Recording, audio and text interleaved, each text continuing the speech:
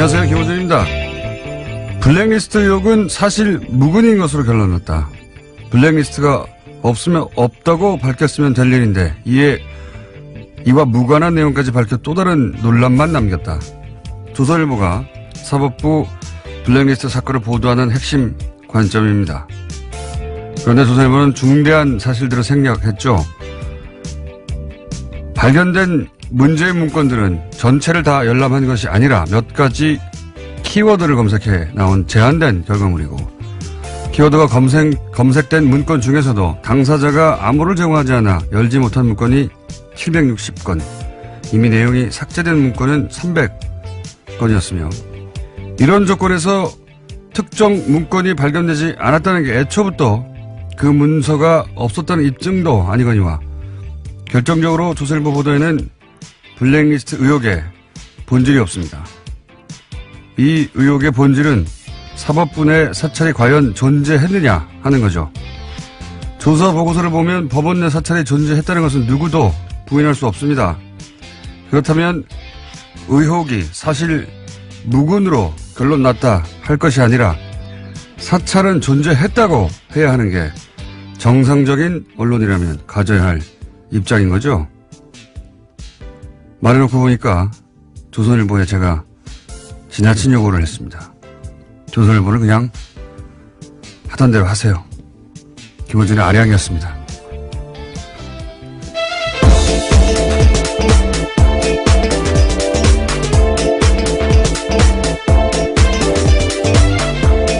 시사인의 김은지입니다. 네. 제가 오프닝을 아침에 쓰고 나서 이런 욕을 할 수는 없지. 아량을 베푸셨군요. 네. 하던 대로 해야 된다. 사람이 안 하던 짓 하면 죽는다는 소리가 있잖아요. 네. 하던 대로 하는 게 맞다. 제가 무리한 욕을 했다 생각이 듭니다. 제가 이게 조사 보고서 기자들은 아마 다들 읽어봤을 것 같은데, 별지. 예, 저도 봤습니다. 언론 보도에 이게 다 담을 수가 없으니까요. 예. 그래서 이제 별지 내용들을 다 읽어본 일반 시민들이 잘 없겠지만, 다 읽어본 사람들은 이건 뭐 황당무계하거든요. 내용을 보면. 네, 그렇죠. 예. 저희가 이정열 판사님과 오늘 또 한 번 짚어보겠는데, 이게 이제 보통 경악을 한다, 뭐 충격을 금할 수 없다 이런 표현을 하는데, 저는 그런 표현은 좀 안 어울린다고 생각해요. 너무 찌질하다.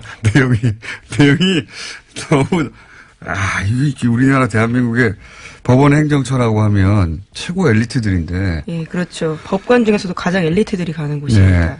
네. 이게 너무 찌질하다. 보면은 뭐 게시판 댓글 숫자 세고 있고.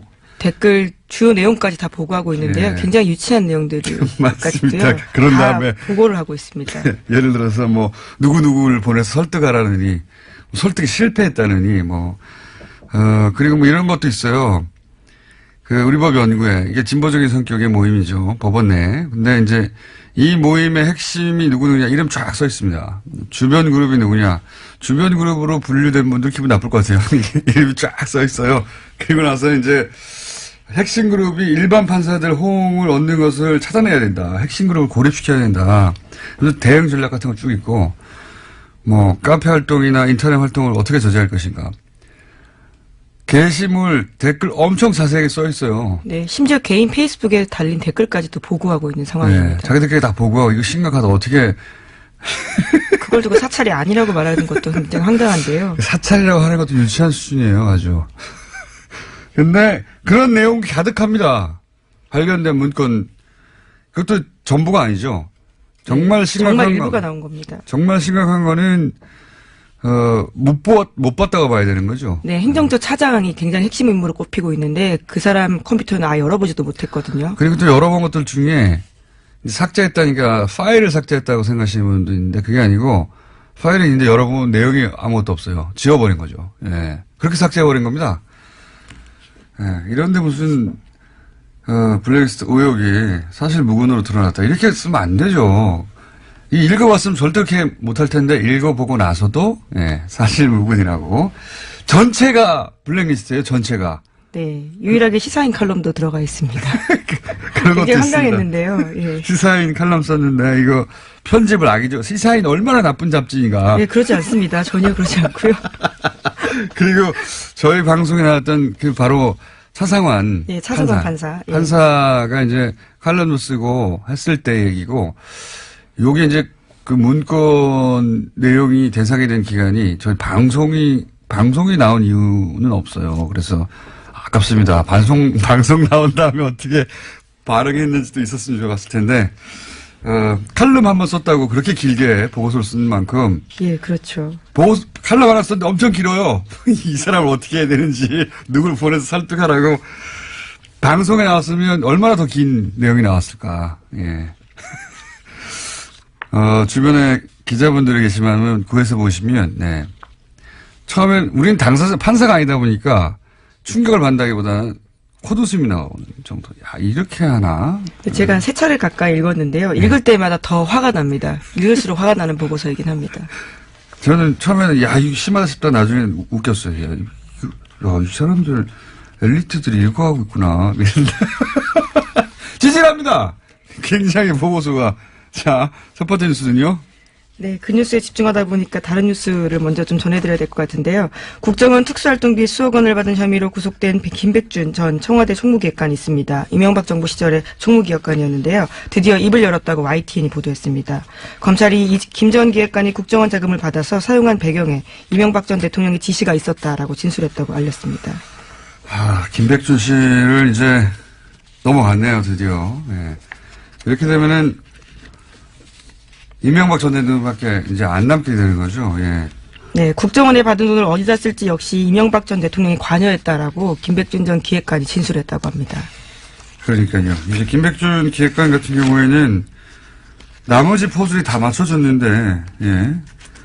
나만 입을 다무는 게 무슨 소용인가, 이런 생각도 했을 것이고, 만약에 다른 진술들이 전혀 없는 가운데 본인에게 처음 물어봤다면 끝까지 부인했을 수도 있어요. 근데 본인을 제외하고는 다 얘기했잖아요. 예. 그러니까 네. 그게 소용이 없다는 생각도 했을 것이고 또 하나는 그럼 그 돈을 다른 사람은 다 지금 인정하는데 당신이 지시해서 당신이 쓴 거 아니야? 이런 질문에 대해서 가만히 있으면은 뒤집어 쓰지 않습니까? 네, 그래서 그 사실 또한 밝혔다라고 하는데 사적인 이익을 위해 돈을 챙긴 일은 전혀 없다라고 이야기했다고 합니다. 나는 안 챙겼다. 그리고 그럼 당신이 지시한 거냐? 내가 지시한 건 아니다. 말할 수밖에 없는 상황인 거죠. 예. 지난번 김관진, 임관빈 를 넘어서지 못했죠. 그때는. 예. 네, 석방된 바 있습니다. 그런데 이번에는 넘어갔습니다. 이제는 이명박 전 대통령한테 묻는 것밖에 남지 않았고, 여태 여러 갈래의 수사가 있었지만, 이명박 전 대통령까지 이렇게 단시간에 단숨해온, 그거는 이게, 유일하네요. 네, 검찰이 굉장히 잘했다고 할 수 있습니다. 이번에는 일사불란하게 신속하게 탄탄하게 조사를 한 다음에 한꺼번에 불러서 끝낸 것 같아요. 예. 그리고 이제 이전에 박근혜 전 대통령 특활비 사건이 있었기 때문에, 예. 정확하게 어떻게 수사해야 되는지도 알았던 것 같고, 예습한 다음에, 예. 일사불란하게 단칼에 여기까지 갔네요. 자, 이 건은 그래서 이명박 전 대통령 소환만 남은 특활비 관해서는 상황 정도 된 것 같습니다. 자, 다음 수는요? 네, 판사 블랙리스트 다시 전해드릴 수밖에 없는데요. 양승태 대법관 시절에 작성됐던 이른바 판사 리스트 관련해서 발표의 파장이 계속되고 있습니다. 문건의 특정 성향 판사의 동향 같은 것들이 보고된 이야기인데요. 일각에서는 블랙리스트가 아니다라고 주장까지 하고 있습니다. 그래서 어제 MBC가 직접 따져봤는데요.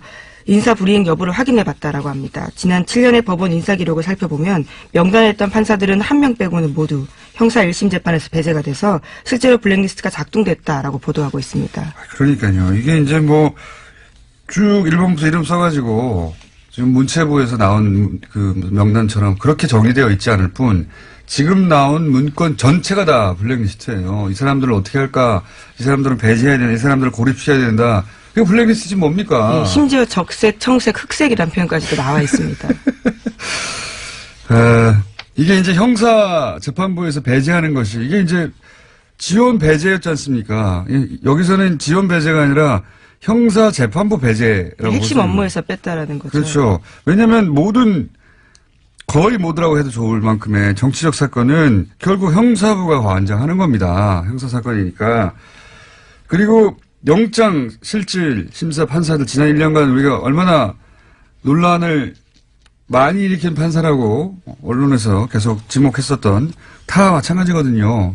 그리고 지금 김관진, 임관빈 구속적부심통에 석방한 형사수석 다 형사재판부예요. 형사재판부에서 배제한다는 게 가진 의미는 정치적 사건에 있어서는 자신들의 입맛대로 판단하겠다는 의지가 관철된 것이고, 그리고 이제 배제된 것도 의지가 관철된, 이 블랙리스트를 통해서 돈을 안 줬다 이런 게 아니잖아요. 예, 지원을 배제했다든가 무슨 예술단체 지원을 끊어버렸다든가 그게 아니고, 여기서는 블랙리스트라는 게 결국 이렇게 정치적 재판에 영향을 미칠 수 있는 자리에 있는 사람들 은 전부 다 보수 인사로 채운다. 혹은 뭐 법원 행정처 대법 원장의 의사가 관철될 수 있는 사람으로 채운다. 이거예요. 나머지는 뺀다.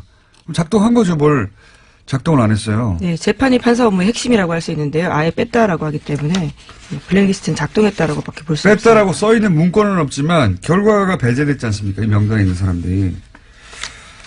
자, 그런데 이제 어제 저희 이정렬 판사님하고도 얘기했던, 왜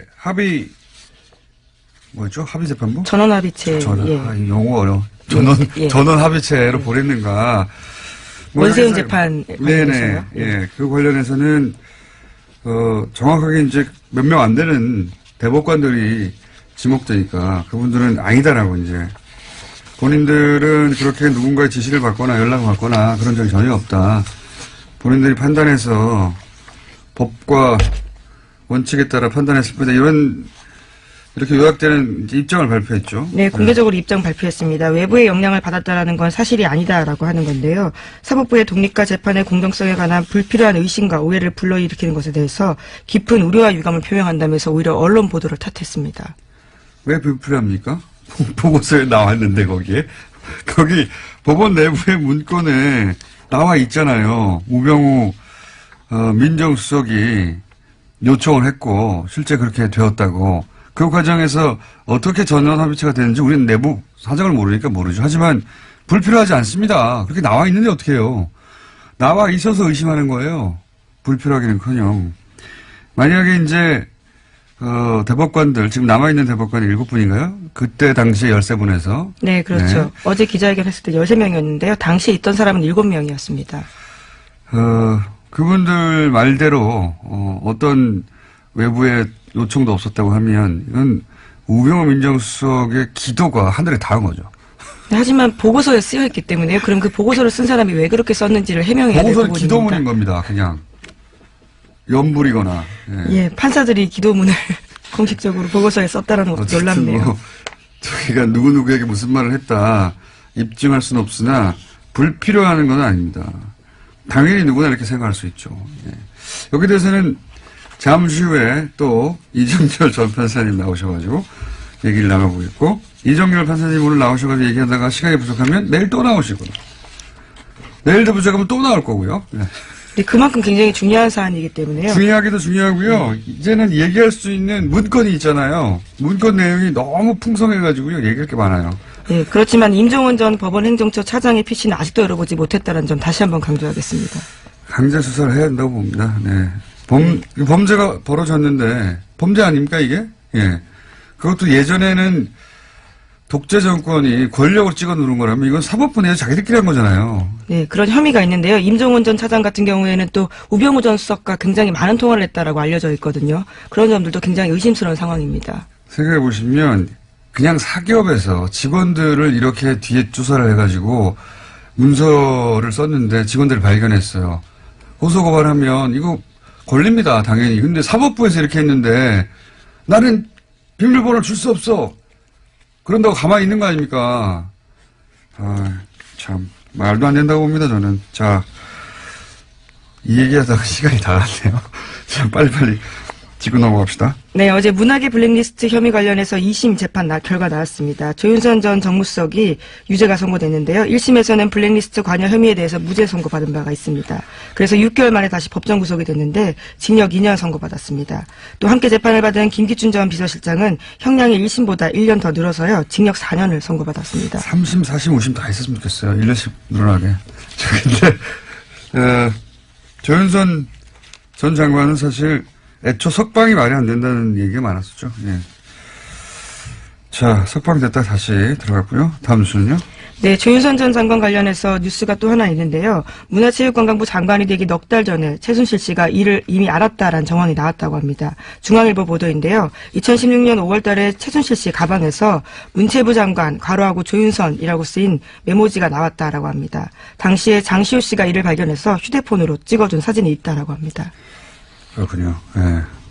휴대폰에는 일시 장소까지 남으니까요, 기록에. 그 사진으로 볼 때, 임명되기 넉 달 전에 이미 최순실 씨의 메모에 문체부 장관은 조윤선으로 한다, 이렇게 적혀 있었다는 거죠. 이게 제가 보기에는 어제도 잠깐 얘기했던 주말에, 문고리 3인방이 박 대통령한테 뭔가 보고를 할 때, 또 왔다 갔다 했잖아요.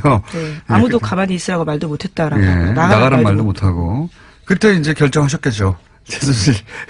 사실상 내정 페이퍼가 아닌가라는 의심이 드는 문건입니다. 문건이 아니고요. 메모입니다. 최순실 대통령 대행이 그때 결정하셨겠죠. 예. 이렇게 장관으로 하야라. 하여튼 관련 뉴스가 짧게 하나 있고요. 자, 하나 정도만 더 하고 넘어가야 될 것 같은데, 예.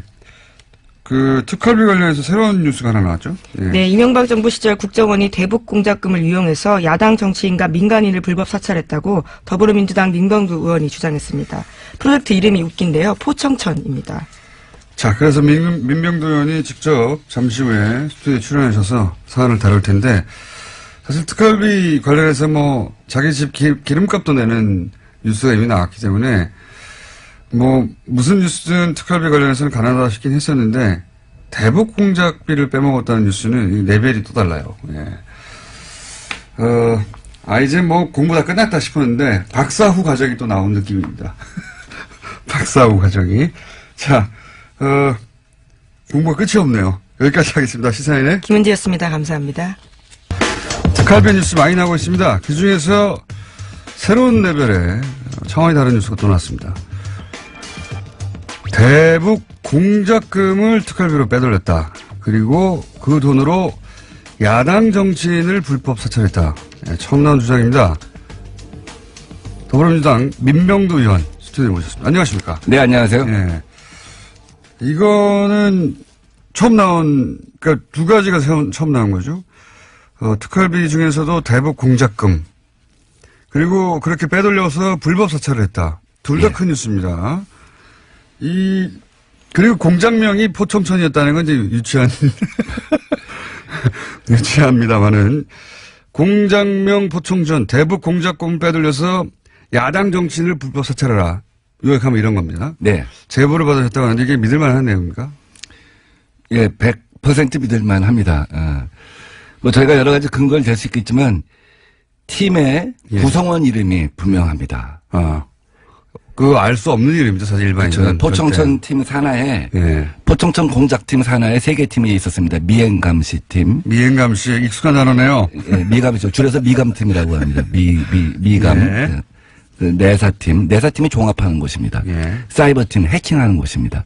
내사팀은 이제 공작을 기획하는 것이죠, 사실은 보통. 그러니까 미감팀에서 단순 접촉을 해서 단순 접촉자를 확인해서 보고를 하면 자기들이 공작을 기획하는 것이죠. 그렇죠, 그렇죠. 금융 내사도 하고 재산 내사도 하고 성향 분석도 하고. 그래서 조합해가지고 있는 사실 합쳐서 없는 새로운 사실을 만들어내죠. 이 내사팀은 그 5급 과장을 갖다가 팀장으로 해서 4명으로 구성됐고요. 믿을 수밖에 없는 것이 이런 내밀한 정보들을 정확하게 알고 있고, 알겠습니다. 자, 그러면 좀 구체적으로, 대북 공작금이 이 특활비로 사용됐다고 하는 내용 전체, 그러니까 박근혜 정부, 이명박 정부 다 통틀어서 처음 나온 거죠. 대북 공작금은 건들기 어려운 거 아닙니까? 지금 대개 청와대에 상납됐다는 돈들은 아마 정무직들이 쓸 수 있는 특활비에서 유용됐을 가능성이 굉장히 커요. 떡값 뭐 이런 식의 의미로. 경력이 뭐 이런 것에서 유용됐을 가능성이 크고 이제 그러다 보니까 본인들도 좀 불쾌했을 수 있죠. 그래서 본인들도 원세훈도 그래서 궁하니까 또 뇌물도 받았을 수 있지 않냐 하는 생각까지 듭니다. 자기 것으로 생각했던 것을 청와대에서 어차피 영수증 없이 나보고 쓰러운 돈 아니야 이렇게 생각했을 수도 있고요. 예.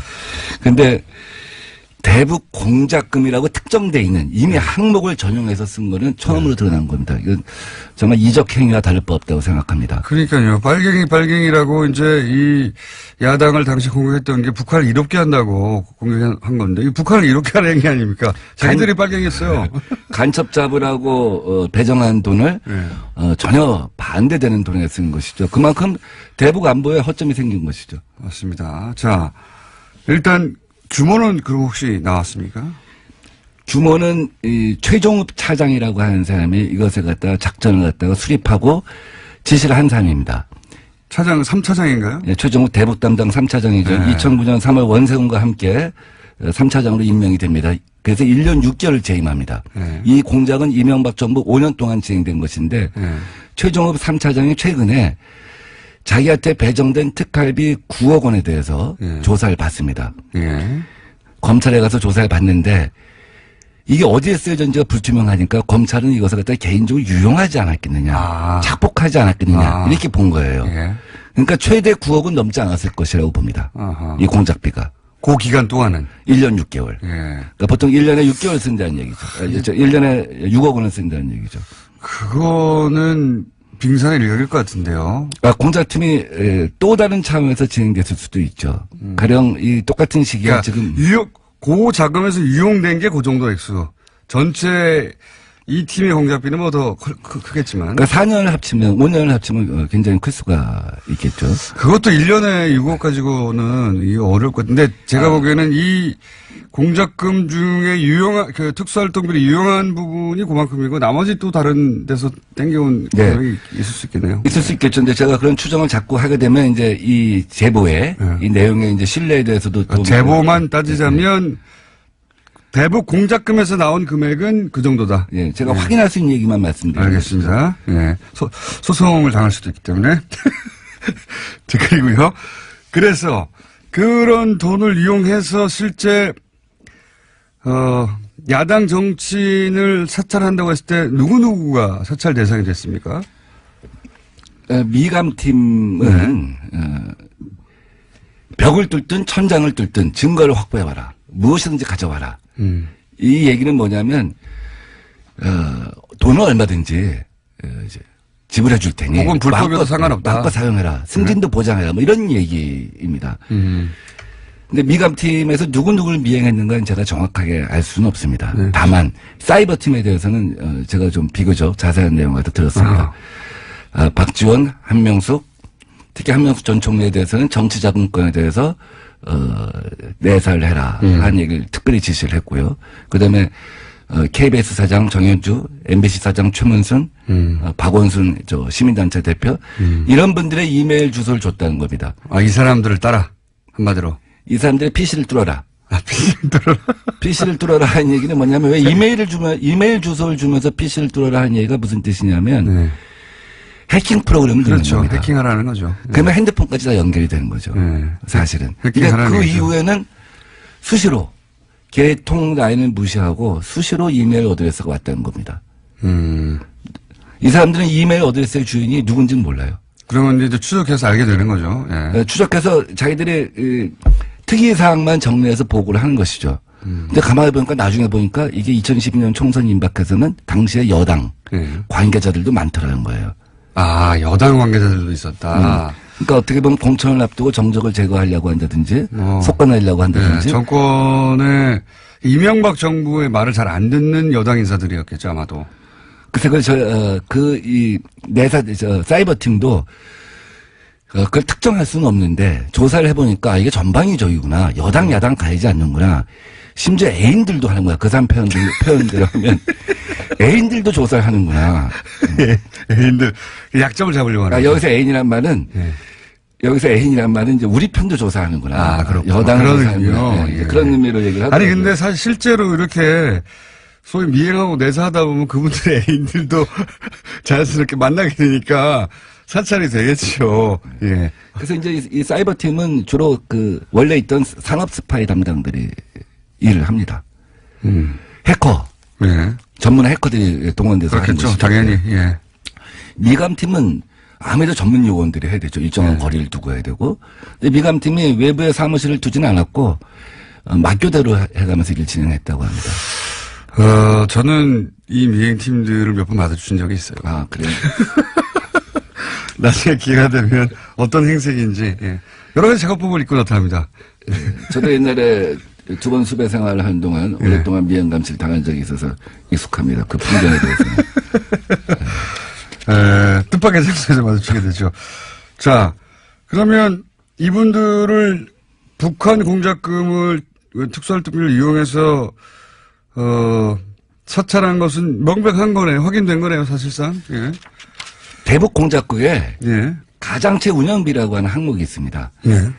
무엇을 가장 한다는 것이죠. 예, 예. 회사 같은 것을 위장을 해갖고 예. 사무실을 운영하면서 공작을 하는 것이죠. 예. 프론트 회사라고 하죠. 이 가장체 운영비가 100% 집행되지는 않습니다. 예. 이 중에 불용된 것들을 갖다가 최종업 3차장이 오랜 국정원 근무 경력으로 눈여겨본 거죠.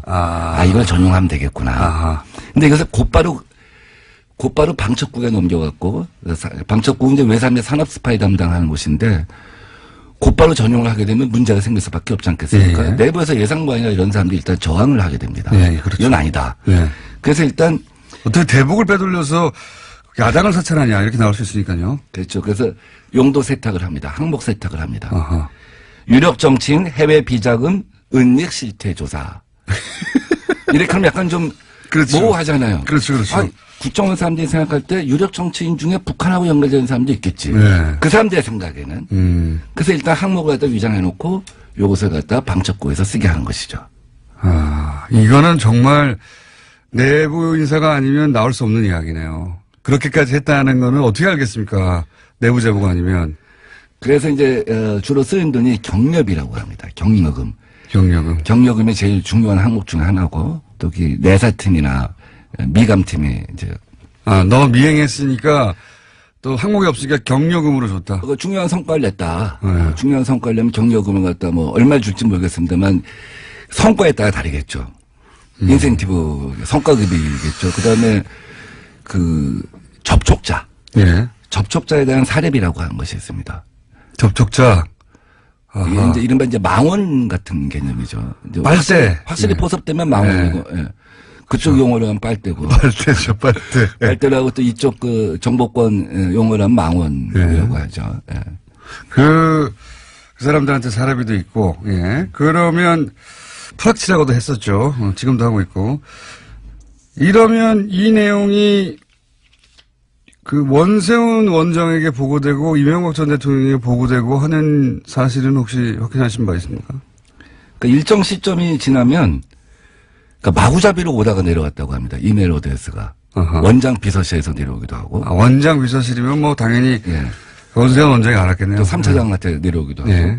그래서 국정원은 사실 약간 좀 위장 조직 비스듬 해갖고 우리가 생각할 수 있는 거랑 그 직급의 규모가 좀 다릅니다. 예. 그러니까 국실이 제일 1급 부서입니다. 예. 그 다음에 사단, 이런 우리 심리전 전단. 것처럼 예. 그 밑에가 실 밑에 단. 단이 있고, 단 밑에 처가 있습니다. 예. 우리가 국가보훈처 하면 장관급 부서 아닙니까? 그 밑에 처가 있는데, 이렇게 마구잡이로 지시가 내려오고 불법적인 지시가 내려오니까, 이 단장 밑에, 그러니까 이 단장급 작전이거든요. 포청천 작전은 단장급 작전인데 그 밑에는 처장이 나한테 보고하지 마라.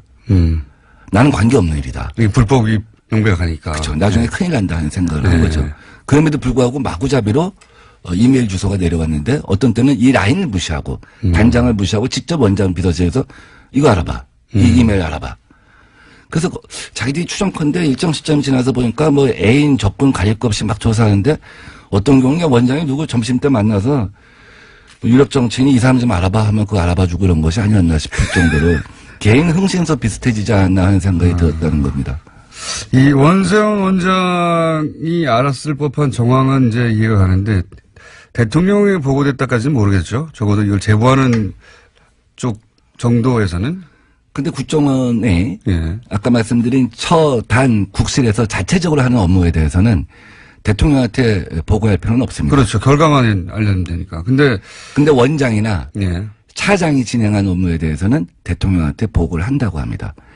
그리고 최종업 씨는 1년 6개월 하고 그다음에 김남수 씨가 나머지 기간을 했습니다. 차장이 바뀔 때 당연히 또 대통령한테 기존 업무를 갖다 파악하고 새로 무엇을 하겠다는 보고를 한다고 합니다. 완전히 새로운 내용이네요.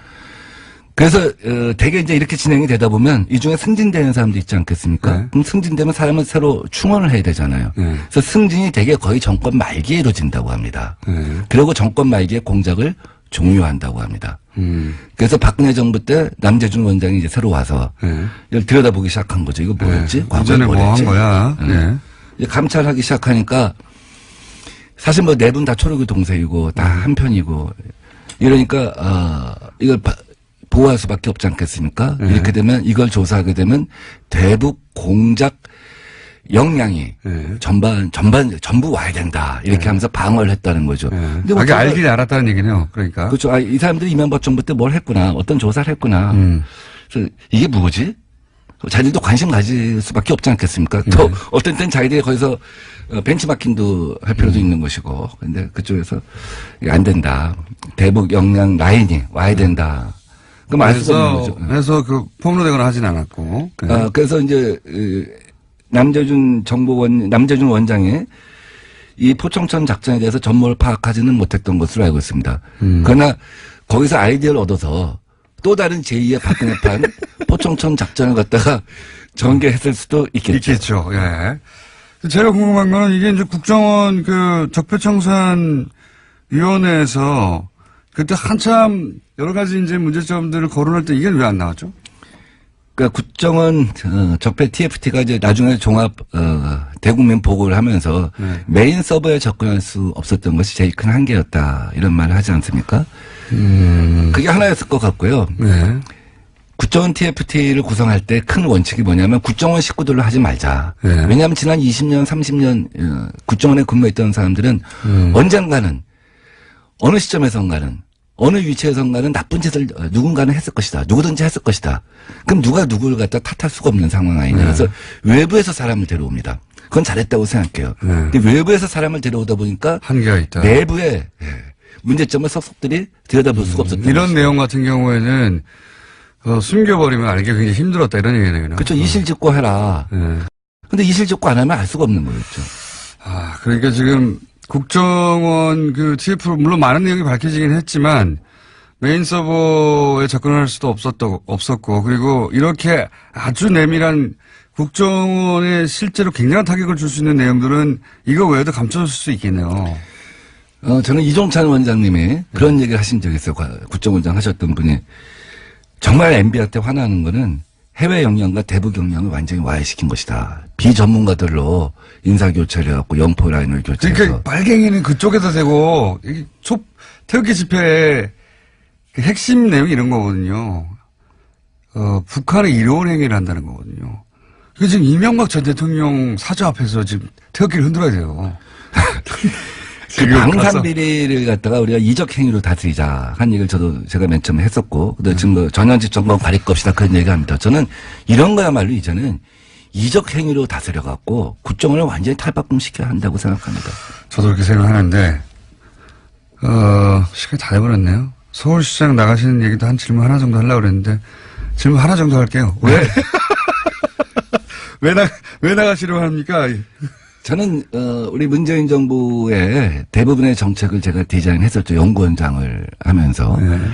그래서 혁신의 어떤 그 기관차가 될 수 있다. 문재인 정부가 소득주도 성장이라고 하는 한 축의 정책을 만들고 또 한편에서 여러 가지 혁신 정책을 펼치고 있지 않습니까? 제가 남들이 생각해보지 못한 아이디어. 하나만 알려주세요. 뭐 예컨대 재래시장 아파트를 짓겠다 하는 거였죠. 재래시장 아파트요? 재래시장에 요새 강남 강서구에 모듈 주택이라고 해갖고 레고 주택입니다. 공장에서 제조해갖고 4일 만에 조립한 네. 청년 주택입니다. 네. 4일 만에 50호를 갖다 6층짜리 50호를 그럼 재래시장을 그런 조립 아파트로 1층을 재생을 하고 1층은 재래시장 원형을 살려서 재생을 하고 그 위에 한 5층을 갖다가 모듈러 주택을 갖다가 한 달 만에 짓는다고 하면 재래시장도 다시 상권이 살아날 것이고 청년들은 살기 편한 곳에 있기 때문에 원스톱 재밌는- 서비스가 되기 때문에. 재밌는 아이디어인데 그 아이디어를 다른 분이 하면 안 됩니까? 그분은 생각해보지 못한, 제가 박원순 시장을 만나서 얘기했어요. 네. 제가 시장님하고 생각이 한두 가지가 다르면 안 나갑니다. 저는 아무도 생각해보지 못했던 거. 네. 10가지를 갖고 이번에 시장 선거를 이제 준비했습니다. 그 중에 작은 거 하나 정도가 이제 지금 방금 말씀 그런 겁니까? 아주 작지만 사실은 아주 작은 걸 얘기했지만 파장은 제일 커요. 전국 재래시장연합회에서 꼭 해달라고 하고 지지하는 움직임이 이미 있습니다. 말씀하셨기 때문에 다른 분들도 나도 진작에 생각하고 있었다고 얘기하면 어떡합니까 이제? 그건 관계없어요. 제가 맨 처음에 저작권을 갖고 있는 걸 다 아니까 어제도 어디서 강연하는데 시장 군수 출마자들이 저마다 손들고 심지어 세종시장 이충희 시장님도 저작권 료 없으면 제가 세종시에서 제일 먼저 할게요 이러더라고요. 저는 좋은 정책은 누구든지 채용할 수 있다고 봅니다. 그래서 이제 그 아이디어를 다 다른 사람들이 가져가서 서울시장 선거에 민병도 의원님은 나오실 필요가 없다고 이제 다 알기 때문에 아이디어를 이렇게 얘기할 수 있겠죠? 거꾸로 얘기하면 박원순 시장님이 앞으로 남은 4년 동안 무엇을 해야 할 것인가는 다 드러나 있습니다. 그것은 박원순 시장이 아니어도 누가 민주당의 다음 시장이 된다고 할지라도 그 정책은 그대로 추진될 것입니다. 따라서 새로운 상상력, 그런 논리도 새로운 가능합니다. 상상력의 공장을 가진 사람이 새로운 서울시를 맡아야 하겠다. 요즘같이 세계가 빨리 의원님? 변화하는 시대에 예. 한 사람의 상상력에 서울이라고 하는 거대 도시를 12년 맡기는 것은 예. 문제가 있다. 서울 시민은 변화에 목마르다 하고 의원님 생각합니다. 오늘은 이제 예. 여기까지. 특갈비 얘기를 제가 한마디 정도 줘봤기 때문에 그 시간을 저희 따로 한번 마련하겠습니다. 예. 따로 마련해가지고 왜냐하면 이 선거 관련해서 다들 예민해가지고 기회를 또 공평하게 드려야 하기 때문에 그런 기회를 따로 만들어서 한 번 더 모시기로 하고 오늘은 전혀 나온 적이 없는 대북 공작비가 빠져나가서 야당 국회의원들을 사찰했다고 하는 내용을 폭로해 주신 민병두 의원이었습니다. 감사합니다. 네, 고맙습니다. 자, 제 생각에는 아마 한동안 계속 나오실 것 같은 부장판사를 지낸, 영장판사도 지낸 법무부인 동안의 이정열 사무장님 수준에 나오셨습니다. 한동안 계속 나오. 이게 잠이 모자라네요. 잠이 오잖아요. 아니, 제가 이 별지 네. 쭉 읽다가 예. 어느 순간 저는 일단 법관 아니니까 예. 그 좀 다르게 받아들일 것 같은데 이따가 이 코미디다 이런 생각을 했어요. 이거 웃으면 안 되는데. 이게 정말 이렇게 그 근엄하신 판사들이 행정처에 모여서 이런 생각하고 있었나? 뭐 이런. 그 일부에서 저한테 그런 질문을 하시더라고요. 이게 정말 판사들이 쓴 문건이 맞냐. 그러니까 이게 진지하게 물어보시는데 혹시 네. 법원에서 이 뭐 예를 들어 국가정보원이나 이런 데다가 이렇게 위탁을 줘가지고 거기서 거긴 정보기관이니까 거기서 나온 정보를 가지고 그쪽 문체에 맞게 문건을 작성해서 법원이 넘겨받은 걸 그냥 그대로 쓴 거 아니냐는 그런 의문을 제기하시는 분들도 계시더라고요. 네, 그 이해갑니다. 이해가는 것이 일단 제가 보기에는 이거 국정원에 입사한 지 약 3개월 정도 된 네. 3개월 정도 된 요원이 자, 저 게시판 좀 분석해봐. 그래서 네, 알겠습니다 하고 게시판 분석한 정도로 보이거든요. 예. 지금, 네, 공장장님께서 게시판 분석 말씀하셨는데, 물론 게시판 분석인 부분도 있는데요. 네. 뭐 이따 얘기 나오면 또 말씀드리겠습니다. 아까 얘기 나왔던 차성환 판사 같은 경우에. 네. 정말 웃겨요, 그거. 예, 여기에 지금 문건에 뭐라고 나오냐면, 차성환 판사가 코트넷에 그러니까 코트넷이라 하면 이제 법원 내부 게시판이거든요. 법원 판사들이 보는. 네. 거기에 글을 게시를 하는데 그것과 관련해서 친분 있는 판사들에게 이메일로 글을 송부를 하면서 의견을 구했다. 그러면서 네. 전체 회신의 방법으로 활발하게 토론 중이다. 네. 하면서 이 문건에 이메일들이 쭉 나와요. 저도 그거 보고 놀랐는데, 아니, 법원 판사들의 개인 이메일들을 행정처에서 다 볼 수 있네? 이렇게 생각했어요, 저도. 그러니까요. 이메일 내용이 쭉 나오죠. 예. 저는 여기서 섬찟했습니다. 저도 당연히 내부 이메일을 썼었기 때문에. 이메일 내용이 다 나오고, 저는 거기서 웃긴 게 이런 겁니다. 누구 보내서 저 사람 좀 설득 좀 해봐. 네. 이런 거 있잖아요. 네. 그러고 나서 설득 실패. 예. 그 지금 공장장님께서 말씀 주신 게 네. 두 사람이 나옵니다. 하나는 이 차성환 판사의 친척이 예. 법원에 있어요. 예. 그 사람을 통해서 쿠션이 쿠션. 예, 설득을 해라 하니까 방금 공장장님 말씀하신 대로 실패했다. 두 번째는 소속 법원 지원장. 예. 이건 좀 무서운 거죠. 그렇죠. 자기 상관이니까. 예, 이 상관일 뿐만 아니라 이 사람이 근무 평정을 하거든요. 그러니까 말을 했는데 지원장이 말을 했는데 말을 안 듣는다. 그러면 근무 평정을 D를 줍니다.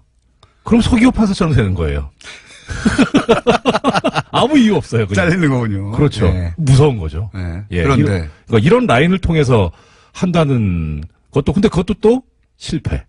근데 이제 당사자는 모를 거예요. 예. 당사자는 자신과 가까운 거리에 있는 사람들이니까 이분들이 걱정돼서 그러나 보다 네. 이렇게 생각하는데 사실은 그 뒤에서 이 법원 행정처에 그 사람들 보러 가서 예. 얘기하라고 한 거죠. 그렇죠. 이런 거 공작인 겁니다. 공작. 완전 공작이죠. 별게 공작이 아니에요. 그 예. 공작을 했다는 얘기가 또 문건에도 나와요. 차모 판사가 존경하는 선배, 차모 판사와 친한 선후배 명단을 취합해서 관리할 필요가 있다. 저도 그 대목이 저는 가장 이 문건에서 심각하다고 본답니다. 네. 이거는 간단하게 생각해 보면 그 친한 사람 좀 보내가지고 좀 설득 좀 해봐. 여기까지는 그렇다고 예. 쳐요. 그게 아니라 이제 상시 관리하려고 이제 주변 인사들을 명단을 이 국정원이 하는 이건 첩보기관이 하는 거거든요. 네, 그렇죠. 그거를 했다는 겁니다. 빨대를 마련하고 주변을 둘러싸고 이거 자체가 정말 첩보기관이 하는 짓이에요. 그걸 법원 행정처에서 판사들을 대상으로 했다는 거 아닙니까? 이게 국정원이 왕년에 하는 짓이에요. 그렇죠. 이게 왕년에 노무현 전 대통령 서거 즈음에서 이명박 정권이 했던 일이잖아요. 주위 사람들 털고 명단 그러니까 관리 작성하고. 그게 이제 사찰기관이나 국정원을 통해서 한 건데 이건 골 때리는 게 사법부가 방송 용어 맞아요? 이거는 그 이상의 표현이 없습니다. 고를 친다고 할 수도 없고 고를 만진다고 할 수도 없고요. 고는 표준어입니다. 근데 정말 띵 하는 것이 예. 이거는 진짜 국정원이 하는 짓이 사법부 내에서 사법부 판사들에서 사법부 판사들을 향해 이루어진 거 아닙니까? 그렇죠. 이거는 명백한 사찰이고 공작이고 예. 이건 범죄 맞잖아요. 범죄행위죠. 그 예전에 이런 적이 있습니다. 저기 우리법연구회 이제 신입 회원이 들어오면 환영회를 할 거 아닙니까? 그럼 전 나가죠 당연히.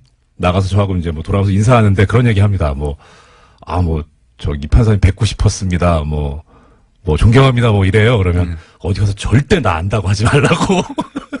농담으로 그랬는데 이게 현실이었던 거죠. 그게. 이 보고서 별지를 보고 여러 가지 감정을 느낄 분들이 있을 텐데. 네. 저는 처음에는 좀 심각했던 나중에 이제 코미디 같다고 말씀드렸잖아요. 너무 유치해서 진짜 소꿉장난 하듯이 학급 회의 하듯이 제 마음에 안 들어. X. 제 동그라미. 제 세모 이렇게 해놨더라고요. 진짜로. 그것도 세모 2개. X 2개. 제 친구들 우리 편으로 끌고 와. 뭐 이런 거. 예. 제가 존경하는 사람 누가 있지? 누구한테 말하면, 누구한테 말하게 시키면 제 제가 말을 듣지? 몇 반이야? 담임한테 얘기해. 이런 거예요. 정말. 그걸 굉장히 어려운 단어와 심각하게 써 있어요. 그렇죠. 한자말로 썼죠. 네. 이 공부만 많이 했지. 이게 초등학생들이 하는 짓이 이게. 근데 그게 사법부 내에서. 원장님 지금 초등학생 무시하시는 겁니까? 사과하세요. 그게 엄청 진지하게 써 있어서. 그리고 그 대상이 된 사람들 정말 화가 날 것 같아요. 아우, 이게 화도 하지만 무서운 거죠. 공포죠. 맞습니다. 불이 뽑아야 되는데 시간이 다 됐네요. 3부에서 조금 해야 될 것 같습니다. 3부에서 이정열 판사님 잠깐 더 뵙겠습니다. 자, 이정열 판사님과 짧게. 왜냐면, 노회찬 원내대표가 이미 와 계십니다. 옆에 계시기 때문에 짧게 얘기하고, 이 내용에 그 이름이 등장하시는 판사님의 부인은 뭐라고 하십니까? 역시 부장판사이신데. 처음에 이거 문건 보고 네. 물어볼까 하다 안 물어봤어요. 속상할 것 같아서. 굉장히 긍정적으로 표현되어 있습니다. 예, 근데 뭐 여러 가지 이제 제 얘기도 나오고 하니까. 그래서 그냥 얘기 안 하고 방송에 왔는데 어제 그러니까 방송 마치고 아침 7시 58분에 메시지가 왔습니다. 저한테. 방송 잘 들었다. 그러니까 김상환 부장님 그 방송 잘 듣고 있다고 안부 전해달라고 한다. 방송 통해서 저 통해서 방송 처음 탔는데 내용이 하필 그래가지고 망신스럽다. 리스트에 좋은 얘기 쓰였다는데 너무 모욕적이다. 그리고 등장 자체가. 예, 앞으로 애들 엄마라고 부르지 말고 철하고 불러라. 혼났습니다. 자, 요거 하나 좀 여쭤볼게요. 네. 전원합의체. 네. 어제 이제 그 우병우 민정수석이 전원합의체를 보내달라고 해서 결과적으로는 전원합의체 갔는데 어제죠. 어제 이제 대법관들이 우리는 법과 원칙에 따라서 판단했지 누구 얘기를 듣고 전원합의체에서 그런 결론을 낸 게 아니다. 네. 라고 요약되는 내용의 입장 발표가 있지 않습니까? 네. 이거 어떻게 생각하십니까? 내부 사정을 아시는 분으로서? 일단 외형상으로는 그럴 듯한데요. 그 실질을 따져보면 손바닥으로 하늘을 가리는 행위입니다. 왜냐하면 왜 그렇습니까? 거기서 뭐라고 얘기를 했냐면 대법관들이 모여가지고 이 국민적 관심사가 집중된 중요한 사건이기 때문에 원시현 재판이기 때문에. 예, 그래서 통상 판례를 바꾸거나 뭐 이견이 있는 경우가 아님에도 불구하고 전원합의체 해부했다 이렇게 얘기를 했거든요. 국민적 관심사가 있는 사건이 당시에 있었어요. 뭐냐면 18대 대통령 선거 무효 확인의소가 있었습니다. 대법원에. 근데 이 지금 어제 나온 의견을 주도한 고영한 대법관이 그 무효 확인소의 주심 대법관입니다. 그렇게 관심 있었던 사건을 공직선거법상 그 무효 확인의소는 180일 안에 선고를 하게 돼 있거든요. 180일 안에 선고를 한 것도 아니고 재판도 한 번도 안 열었어요. 그러다가 박근혜 전 대통령이 탄핵되고 나서 이 재판이 결론이 납니다. 이미 대통령직에서 파면되었기 때문에 이 재판을 할 실익이 없다 그래가지고 부적법하다고 각하해버립니다. 그러니까 국민적 관심사가 있는 사건들은 그 당시에도 다른 건들이 있었는데 유독 이것만 그랬다. 예. 예, 그러니까 이것을 가지고 전원합의체 회부한 것을 가리켜서 국민적 관심사가 있었기 때문에 갔다라고 하는 거는 다른 행동하고 비교해 봤을 때 이야기가 안 돼. 논리적 모순이 생깁니다. 오히려 차라리 이런 경우에 솔직하게 그 외부 있긴 받았다. 그런데 어떻게 인정합니까? 그거를? 거기서 또 문장이 뭐라고 되냐면 외부하고 연락을 한 바는 없다 이렇게 나오거든요. 그 말 맞을 겁니다. 왜냐하면 양승태가 시켰으니까. 아, 내부하고만 얘기. 그렇죠. 그 말도 맞을 겁니다. 자, 그 일로 인해서 고소고발 당하시고요. 대법관들로부터. 오늘 여기까지 하고 예. 또 모실 테니까, 재밌는 얘기 굉장히 많은데 여기까지만 하겠습니다. 이정렬 판사님이었습니다. 예, 고맙습니다. 자, 저희가 2분을 썼습니다. 노르가즘 노회찬 원내대표 나오셨습니다. 안녕하십니까? 네, 안녕하십니까? 사실은 요 사안은 또 전문가 아니십니까? 법조계 출신으로서. 그러니까요. 본인이 이제 이 법원을 통해서 의원직도 상실한 바가 있기 때문에 예. 하실 말씀 아시죠 이게? 예.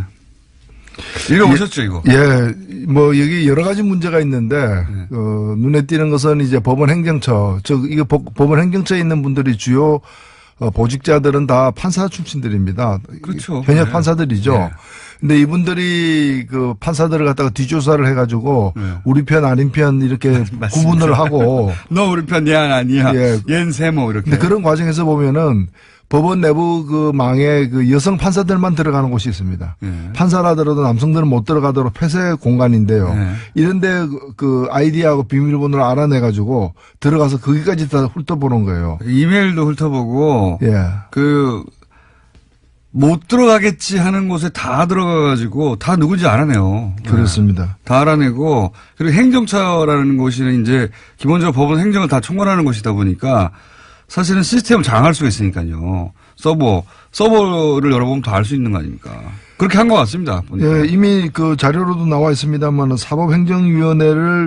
사법행정위원회라는 주요 이제 법적 기구가 있는데 여기에 이제 들어갈 판사들, 후보군들을 갖다가 이제 분류를 해놨어요. 저는 이것도 일종의 리스트라고 보는데. 당연히 리스트죠, 사실. 여기 보면은 보수 판사, 예. 보수 성향 판사, 그러니까 자기 편이라는 거예요. 예. 그 다음에 좀 온건, 예. 중도라는 거고, 그 다음에 강경. 예. 근데 더 재밌는 건 이게 컬러가 어떻게 된 줄 아세요? 보수는 빨간색이에요. 어떻게 보수가 빨간색입니까? 새누리가 빨간색이지. 그러니까요. 보수 빨간색이고, 그리고 강경이 무슨 색인 줄 아세요? 블랙입니다. 까만색이에요. 블랙리스트죠. 블랙 조심해야 돼요. 무슨 요새 블랙 뭐 많던데. 블랙하우스 있습니다. 예. 그래서 그러니까 이런 식으로 구분을 내일 블랙하우스 하는 날입니다. 구분이 돼 있고요. 예. 가장 핵심적인 문제는 뭔가면은 지금 몇 개의 그 개인용 PC가 있었는데 예. 그 중에 한 개만 내놓지 않았어요. 예. 그게 바로 핵심이죠. 임종원 예. 법원 행정차장의 그 PC인데 본인이 비밀번호를 내놓지 않았죠. 예, 그리고 PC 자체를 내놓지 네, 않았어요. 맞습니다. 예. 이건 열어보지도 못했어요. 예. 나머지는 열어봤는데 비밀번호 걸린 것 때문에 700여 개는 맞습니다. 못 열어봤는데 문제는 이게 가장 열어볼 필요가 있는 거라는 겁니다. 왜냐하면 이 임종원 법원행정처장은 이미 특검 수사에서 박근혜 특검 수사에서 나온 것처럼 지금 그 우병우 민정수석하고 예. 1년에 수백 통 전화를 서로 오가는 사람이에요. 네. 어떻게 법원 행정을 책임지는 사람하고 청와대 민정수석이 수백 통 했다는 얘기는 주로 판결에 관련된 거 아니고서 뭐 법원에 뭐 비가 샜는지 이런 것 때문에 전화를 한 건 아닐 거 아니겠습니까? 비품 구매 때문에 예, 전화한 건 그래서 아니겠죠. 이게 완전히 독립적으로 이 운영돼야 될 법원이 특히 대법원이 청와대와 커넥션이 이렇게 그러니까요. 유착 관계가 긴밀하게 있었다는 것은 심각한 의혹이기 때문에 앞으로 반드시 이 조사가 돼야 될 부분입니다. 근데 이게 이제 그 사법부다 보니까 네. 판사들을 대상하다 보니까 검찰 쪽에서도 부담이 큰 것 같아요. 왜냐하면 앞으로 모든 그러니까 사실은 판사는 심판이고 변호사와 검찰이 부딪히는 거 아닙니까? 그런데 이제 이 검찰이 사법부 전체를 대상으로 수사한다든가 사법부의 핵심 요직에 있었던 사람을 수사하는 게 부담이 크고 사법부도 또 내부 조직 논리상 사법부가 어떻게 검찰한테 수사를 의뢰하냐. 이런 인식이 있는 것 같아요. 그렇습니다. 그건 또 한편 사실이기 때문에 그래서 저는 어떻게 해야 됩니까? 김명수 대법원장에게 마지막 기회, 한 번의 기회가 주어져 있다. 네. 지금 진상조사위원회도 진상을 파악하지 못했고 네. 추가조사위원회는 문서만 파악했어요. 그렇죠. 이번에 파악된 문서 중에 문제가 되는 내용들이 많았잖아요. 예. 이것들이 실행됐는지 안 됐는지는 추가조사위원회에서 조사를 안 했습니다. 예. 그럼 이건 조사 안 하고 넘어갈 거냐. 그러니까 그럴 수는 없지 않습니까? 예. 이런 범죄- 게 밝혀졌는데. 예, 그렇다면 여기까지 조사를 해야 되고 아직 조사하지 않은 어떤 임종원 개인용 PC라거나 이런 까지 다 더 조사를 갖다가 해야 되는 마지막 조사 기회가 한 번 남아있고 이 기회마저도 살리지 못한다면 지금 대법원장이 고심 중에 있는 걸로 알고 있는데 예. 이 기회마저 살리지 못한다면은 외부 강제 수사는 불가피하다. 예. 그렇지 않다면 우리가 과거에 안개부에서 쪽지 나오는 대로 판결하고 청와대에서 전화 오는 대로 판결했던 그런 치욕스러운 그 과거로 돌아가는 걸 용인하는 꼴이 아니기 때문에 용인하는 꼴에 다름없기 때문입니다. 그러니까 이게 이렇게 이 정도 나왔는데 넘어갈 수가 없어요, 사실. 국민들이 다 봤는데 어떡합니까? 그리고 너무 저는 유치했어요, 사실은. 이게 경악스럽기도 했지만 동시에 유치하기도 했습니다. 이게 뭐, 한반에서 쟤 누구 편이야? 물어보고, 쟤 누구 편이야? 물어보고, 옆반에 그 담임한테 얘기해. 뭐 이런 수준을 전혀 벗어나지 않아요, 전혀. 그럼 문장 되게 웃깁니다. 무슨 누구누구 판사 같은 경우에 이제, 분석을 하면서, 이 사람은 낄 때 안 낄 때 판단이 밝아. 뭐 이런. 그 다음에 아까 빨간색, 까만색, 뭐, 지금 초록, 푸른색으로 이렇게 구분한 리스트 있죠. 그게 네. 사법행정위원회 구성할 때 뭐라고 나와 있냐면은 너무 우리 편으로만 하면은 그러니까요. 국제임금법 밖에서 이제 꼬투리 잡힐 우려가 있기 때문에 조심해야 된다. 적당히 섞어라. 뭐 이런 거. 나름대로 머리 좀 써보자. 그 좋은 머리를 그런 데 쓰고 있었죠. 아, 문장들도 너무 웃겨요. 예. 속칭 낄 때 안 낄 때. 판사들 스스로 내부 판사들에 대해서 이렇게 굉장히 이렇게 분석해놔서 이 사람은 이렇고 이 사람은 저렇고 그러면서 뭐 자신한테 불이익이 오지 않는 이슈에 대해서는 강한 어조로 비판하는데 반대의 경우는 침묵한다. 예, 뭐. 이런 평가를 받으면 치욕적이죠. 굉장히 자세히 써 있어요. 개별 판사에 대해서 이 사찰이지 뭡니까? 이런 내용으로 가득 찬 문건입니다. 근데 이게 일부에 불과하다는 거. 어떤 내용이 있길래 나머지는 아예 내놓지 않았을까 궁금하죠. 이거 이상의 내용이 있다는 거죠. 네. 예. 그거 나오면 파괴력이 엄청날 거라고 봅니다. 근데 외부에서 강제로 한다는 건 그러면 외부에서 고소고발이 있어야 된다. 그렇게 되나요? 그렇게 돼야 되나요? 이런 상황으로 계속하면은 아마도 무슨 시민단체나 이런 데서 뭐 고소고발이 있지 않겠습니까? 가만히 있을 수 없죠, 사실. 예. 예. 특히나 원세훈 재판과 네. 관련해서는 이게 지금 2심에서 유죄가 난 거고 다들 이제 상식적인 판결이 나왔다고 생각했는데 5개월 만에 대법원에서 엎어져서 맞습니다. 다들 놀랬지 않습니까? 네. 근데 지금 그 판결 대법원에서 전원 합의로다가 무죄 판결 낸 게 잘 됐다고 얘기하지만 그 뒤에 어떻게 됐습니까? 파기환송됐는데 네. 항소심에서 다시 대법원 말 안 듣고 예. 웬만하면 대법원에서 파기환송하면 대법원 말 듣게 돼 있죠. 예. 근데 두 번째 항소심 재판부에서 이건 말도 아니다 해가지고 다시 유죄로 해가 올렸지 않습니까? 예. 그러니까 최종 유죄로 되지 않았습니까? 그러니까요. 그 얘기는 대법원 13대 빵으로 그 무죄라고 판결 내렸던 그 13명이 진짜 엉터리 판결했다는 게 자기들 내부 판결에 의해서도 입증이 된 거 아니에요. 게다가 문건이 안 나왔으면 모르겠는데 문건에 우병우 민정수석의 요청이 있었잖아요. 그러니까요. 어떻게 의심 안 합니까 이거를. 요청이 있고 요청한 대로 저번 합의체로 판결을 냈는데 그 판결 자체도 굉장히 논란이 되는 판결이었거든요. 13대 0도. 말도 안 되는 거라고 했었는데 그게 이래서 이랬구나 생각할 수밖에 없죠. 그렇죠. 예. 그래서 그런 원세훈 재판만이 아닐 거라고 사실 보는 것이고요. 맞습니다. 그런 중요한 재판마다 청와대의 의견이 법원에 의해서 수용되는 그런 과정을 우리가 밝혀내야 됩니다. 그리고 또 이제 이 내용 중에 보면 이런 게 있습니다. 청와대가 오해하지 않도록. 그러니까 그 원세훈 2심에서 유죄가 났지 않습니까? 3년 유죄가 나니까 그 내용 중에 어떤 게 있냐면 이제 청와대가 오해하지 않도록라는 것은 사법부가 청와대의 뜻을 의도적으로 거스른 게 아니다. 이런 거 아닙니까? 뭐 오해입니까? 판결이 났는데 판결이 났으면 판결 받아들여야지. 오해하지 않도록 뭐 오해를 풀어줘야 되는 식의 그런 문구들이 있어요. 저는 그거 보면서 예. 제가 그 안기부 삼성 엑스파일 사건 때 예. 2심에서 무죄를 받았지 않습니까? 예. 그때도 삼성그룹 이근 회장이 오해하지 않도록 그리고 그 대통령이 청와대가 오해하지 않도록 예. 뭔가 하지 않았을까 하는 그런 억측까지도 사실은 드는. 네, 뭐 그랬을 법합니다. 실제. 그러니까 이 정권이 싫어하는 판결이 나면 전권이 관심 있는 재판인데 싫어할 판결이 나면 사법부가 나서서 그거는 사법부의 뜻이 아니고 개인 판사가 그렇다는 얘기는 다른 사건들은 처음부터 오해하지 않도록 잘 만들어줬다는 거 아닙니까 결론을. 그렇죠. 그렇게 생각할 수밖에 없죠. 그리고 우리나라 30대니까 뭐 정정하겠습니다. 그러니까요. 각하. 그래서 정정한 거 아닙니까 이게. 이제 일종의 음모론처럼 그렇게 돌아가는 거 아니야? 이렇게 얘기했던 거에 증거가 일부 나온 거죠 사실. 그렇죠. 의심하지 않을 수 없는 겁니다. 여기다 불필요한 오해가 있다거나 뭐 이러면서 이제 불필요한 오해 논란이 있지 않도록 하면서 이 대법관들이 나서서 그렇지 않다고 얘기했는데 이걸로는 해결이 안 될 것 같아요. 그 대법관 중에서 적지 않은 수가 당시에 없었던 분들이에요.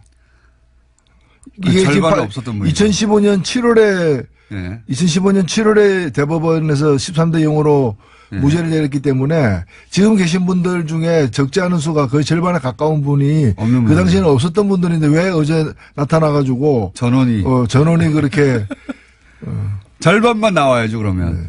근데 전원이 이렇게 얘기했다는 것도 좀 많이 안 된다고 생각이 들고. 요 사건은 이제 쉽게 가라앉지 않을 것 같습니다. 제가 보기에는 머지않아 이 조사 보고서 별지가 인터넷상에서 공개되어 버리지 않을까. 그래서 많이들 보지 않을까 싶어요. 보시면 충격과 함께 웃음이 나오실 겁니다. 네. 근데 이게 일부에 불과하다. 안 나온 게 700건이 넘는다. 예. 아예 내놓지 않아서 몇 건 있는지도 모르는 PC 남아있다 여전히. 예. 그렇습니다. 현재 상황이. 자, 사법부 블랙리스트 사건은 그러하고요. 양승태 대법관은 어떻게 될까요? 전 대법관은? 뭐 계속 본인이야 곤혹스러울 겁니다. 계속 이제 뭐 뒤로 빼겠죠. 저는 양승태 대법관 한 명의 문제는 아니지만은 총체적 책임에 직접 연루돼 있기 때문에 네. 책임을 져야 된다고 봅니다. 이 문건을 작성하고 보고한 대상이 있을 거 아닙니까? 본인이죠. 예, 본인이죠. 양승태 대법관이 정점에 있었으니까 보고를 받았겠죠. 보고도 하지 않을 걸 자기들끼리 열심히 써가지고 혼자. 그러니까요. 예. 한편으로는 보고하고 한편으로는 등산 가는 것도 국정원으로부터 사찰당하고 이제 네. 그 압박도 하고. 예. 자, 이 사건 굉장히 중요한 사건이라 저희가 앞으로 계속 다루겠습니다. 못지않게 큰 일들이 많이 있었어요. 예를 들어서 나경원 의원이 IOC 항의서한을 보냈다든가, 여기 대해서 이제 화가 난 국민들도 있고, 그리고 북한 평창 올림픽이 평양 올림픽이다라고 보수 신문과 야당에서는 계속 공격하고 있고, 이거 어떻게 전체적으로 보십니까? 그 올림픽을 공격하는 보수. 특히 나경원 그 의원은 패럴림픽 우리나라 네. 그 국제 패럴림픽의 집행위원이에요. 네. 그다음에 우리나라 이게 평창 동계 올림픽의 또 그 조직위원이기도 하고요. 맞습니다. 물론 그 조직위원은 뭐 거의 29명, 30명 되는 이제 거대한 규모입니다만은 이런 분이 그것도 IOC에다가 그 편지를 썼다는 것 자체가 저는 상식적으로 납득이 안 가요. 아니, 국무위원이 이 정부의 시책 중에 문제 있습니다 하고 유엔에다가 항의사안 보내는 거하고 똑같은 거 아니에요. 아니, 그럼 본인이, 그럼 조직위원이니까 그게 잘못됐다고 정말 믿는다면은 그 조직위원회 내에서 문제 제기를 해야 되는 것이고, 안 되면은 자기가 조직위원을 사퇴해야죠. 그때 성명 한 장 발표하는 정도여야지 이걸 IOC는 그리고 상식적으로 보면은 이번에 단일팀 같은 경우에는 사실 이 단일팀은 이 단일팀으로 2018년 평창 동계올림픽 지원에 관련된 특별법이 있어요. 예. 이 법에 보면은 제3조 84조에 보면은 이 단일팀을 만들도록 되어 있습니다. 그거가. 근데 이 법을 누가 처음에 제안했느냐? 그러니까요. 권성동 의원. 예. 그다음에 또 다른 당시에 그 새누리당 의원들이 두 개의 법안을 냈는데 둘 다 이게 들어가 있어요.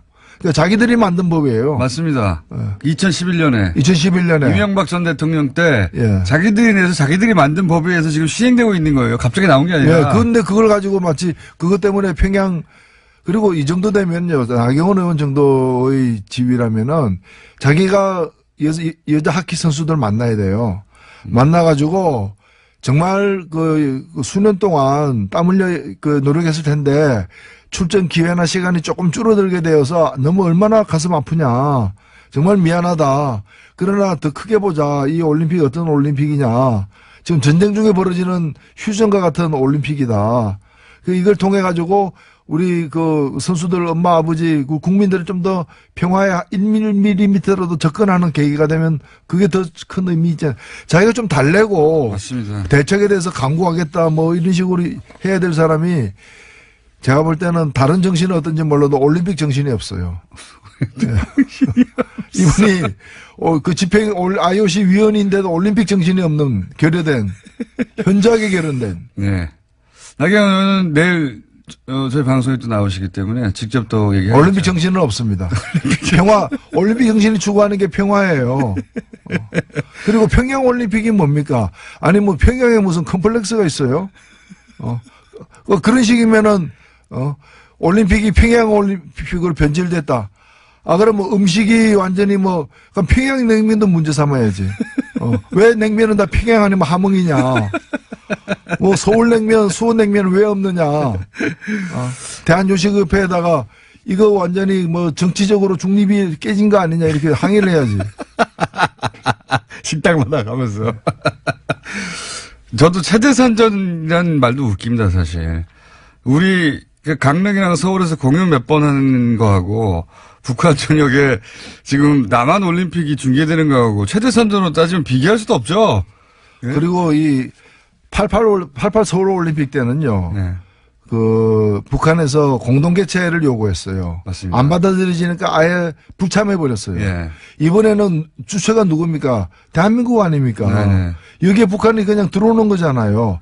다만 입장할 때 네. 공동 선수단이라고 해가지고 같은 옷 입고 같은 깃발 들고 한번 입장하고 퇴장하는 것밖에 더 있습니까? 거기 그 규모도 작아요, 사실. 선수단의 규모는. 우리 옆에 조금 들어오는 정도입니다, 사실. 압도적 체제 선전은 대한민국이 하고 있는 거예요. 맞습니다. 북한에서 볼 때 남한 선수단 규모가 이렇고 북한은 조금 서 있고 경기 수도 얼마 없고 근데 한 번도 자신들은 개최하지 못한 올림픽을 2번이나 하는 거 아닙니까? 동계하게 다. 그럼 남조선 체제 선정의장에 예. 북한이 왜 참여하느냐라고 북한 내에서는 문제가 나올 수도 있지만 그렇게 나와야 정상인 상황인 그렇죠. 거예요. 북한에서 이건 남한 체제 선전하는 거 아니냐라고 항의가 나올 내용입니다. 어떻게 올림픽 전체하고 공연 몇 개하고 비교가 됩니까? 체제 선전을 하자면. 이게 말이 안 되는 건데 이걸 또 엄청나게 또 보도를 해줍니다. 네, 체제 선전 평양 올림픽. 네, 이분들이 두려워하는 거는 제가 볼 때는 평화예요. 두려워하는 거는 평화예요. 네. 남북 간에 늘 군사적으로 이렇게 긴장돼 있고 전쟁이 언제 일어날지도 몰라야 자기들이 그나마 살 그 틈이 생기는데 그런 게 이제 평화로와 대화로 하면은 그렇잖아요. 핵무기 달라고 구걸하러도 다니고 막 이랬는데 한핵 줍쇼. 그 평화 시절에 오면은 골치 아프잖아요 이게. 그러니까 자신들이 서식하고 이렇게 번성할 기회가 점점 적어지는 거죠. 서식지가 줄어들고 네. 그러다 보니까 이제 이런 논란을 막 키우고 있는데 게다가 이 법안들도 자기가 만들었고 자기들이 집권하고 있을 때는 자기들이 인공기 옆에서 한반도기 흔들면서 엄청나게 응원도 했었어요. 예. 지금 반대하는 분들 사진이 많이 찍혀 있습니다. 북한 응원단 옆에서. 그때 그런 얘기 전혀 안 했거든요. 예, 북한은 핑계인 것이고 자기들이 궁색하게 되는 자신들의 그 처지, 그 불우한 처지가 이제 원망스러운 거죠. 불안 처지. 자, 그렇습니다. 예. 평양 올림픽이라는 비난은 진짜 말이 안 된다고 봅니다. 예. 북한에서 이거 서울 올림픽에 왜 들러리 쓰고 있느냐 이렇게 나온다면 얘기가 되는데 예, 말이 안 된다고 보고 예, 국민당은 이제 완전한 파탄에 이른 것 같습니다. 그죠? 예. 그죠? 그걸 완전한 파탄에 이른 그 서로 성명전 하는 걸 보면 예, 남북보다 더 합니다. 그 정도에 이르러서 대화는 끝인 것 같고 서로 징계하라고 하고 있고요. 예. 그냥 뭐 안타깝죠. 그 국민들이 이제 그런 걸 보면서 이제 뭔가 좀 이렇게 하다가 뜻이 달라질 수도 있는데 합의하에 갈라서거나 이제 그러지를 왜 못하느냐. 비례대표 출당 문제는 어떻게 생각하십니까? 저는 해줘야 된다고 봐요. 저는 유승민 대표의 얘기가 옳다고 봅니다. 저는 그런 점에서는 유승민 대표가 이제 중간중간에 보면은 굉장히 이성적인 판단을 내릴 때가 늘 그렇다기보다는 중간중간에 이제 남북 문제에서는 좀 의견이 좀 다릅니다만 이 문제에 있어서는 그 말이 맞아요. 그러니까 정치라는 것이 물론 늘 이제 막 이해관계 때문에 다투기도 하지만은 그래도 선을 그을 때는 좀 이성적으로 그어야 되는데 이걸 사실은 못 먹는 감 찔려나 보자는 그런 식이거든요. 그런 식으로 보내주면 니네가 더 커지잖아 이런 거잖아요. 정치란 건 뜻이 같은 사람들끼리 모여서 하는 것인데 뜻이 다르지만은 너 못 보내줘 왜? 니 잘 되는 거 보기 싫으니까. 그러니까 너는 좀 망해야 돼. 뭐. 그러니까 그거죠 그거. 예, 그런 심보로다가 국민들에게 지지를 호소한다는 것도 참 우스운 거죠. 예, 이 통합 과정에서 제가 보기엔 유승민 대표가 최대 승자고, 예, 득실을 따지자면 안철수 대표가 많이 잃었어요, 사실은. 민심도 많이 잃었고, 과정 중에, 일처리 과정 중에서도. 안철수 대표가 주도하고 그렇게 원한 건데, 정작 본인은 그 혜택을, 입기는커녕 피해를 가장 많이 당한, 스스로 입은 거죠. 뭐 자초한 거긴 합니다만. 그렇게 결론, 현재까지는 나오고 있는 상황인 것 같고. 시간이 다 됐네요. 혹시 요 정계 개편 가운데 정의당이 혹시 어느 쪽과 이렇게 손을 잡는다든가 이럴 계제는 없을까요? 예, 뭐 정의당이 어렵긴 하지만 그 경직돼 있지는 않습니다. 유연하게 개방적으로 관계를 맺을 거고요. 뜻이 같은 부분들하고는 연대도 하고 정책 추진도 함께 할 수 있고요. 그러나 지금 얘기되고 있는 공동교섭단체 같은 것은 그걸 통해서 국고지원금 좀 더 많이 받고 국회 내에서 무슨 이렇게 기회나 이런 권력을 배분할 때 좀 더 좋은 조건이 되는 것 말고는, 우리 국민들 앞에 같이 해야 될 이유를 설명하기가 쉽지가 않다는 점에서 저는 사랑을 하지 않으면서 결혼하는 거 있죠. 비자를 얻거나 뭐 국적을 얻거나 그런 걸 우리가 뭐라고 그럽니까? 위장 결혼이잖아요. 네. 국민 앞에 위장하는 일은 없을 것입니다. 그래요. 네. 그런 얘기도 일각에서 있길래 이제 저쪽에서 뭐 많아봐야 15석이나 그 정도 된다고 하면 정의당과 같이 이렇게 그리고 지금은 또 그런 셈법을 할 때도 아니지 않습니까? 지금은 각자 자기 세력을 잘 이렇게 보존해서 국민들 앞에 당당하게 임해야 될 때라고 봅니다. 알겠습니다. 예. 이런 얘기가 정의당 내부에서도 있긴 있습니까, 혹시? 외부에서 이제 관찰자들이 그런 얘기를 하는데. 예, 정의당 내에서는 뭐 어제도 저희가 회의를 했습니다마는 이런 문제 제기가 바깥에서도 나오는데 한번 토의해보자. 이런 얘기하는 분들이 없어요. 전부 다 뭐 파리바게트가 어떻고 최저임금이 어떻고 민생 문제 이런 데만 관심이 있어서. 예. 근데 이게 좀 저희들이 바쁩니다, 사실.